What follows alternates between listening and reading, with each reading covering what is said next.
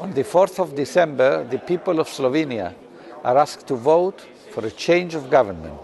They are asked to vote for the future of their country.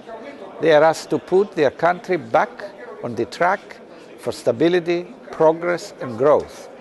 I fully support President Ioannis Janša and his party, SDS, in their endeavor to lead Slovenia through these difficult, demanding and challenging times for the whole of the European Union. With his long political experience, his role can be decisive at ensuring progress and prosperity for his country. With the policies and actions of his previous government between 2004 and 2008, Slovenia was seen as an example in the region and was placed in the heart of decision-making in the European Union.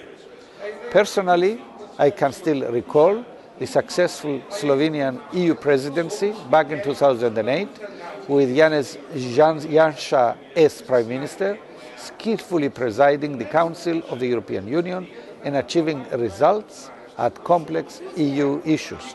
I would therefore like to wish to Mr. Ioannis Janša and the Slovenian Democratic Party a great electoral result in the upcoming elections, a result that would enable him, together with the other centre-right parties belonging to the EPP political family, to create a strong coalition and carry out the necessary reforms and implement his future programme, returning Slovenia to the path of stability, growth and prosperity. I do sincerely hope to see in office a government under the leadership of Ioannis Janša, whose political vision will eventually bear fruits for building a better future for his country that the people of Slovenia long for and deserve.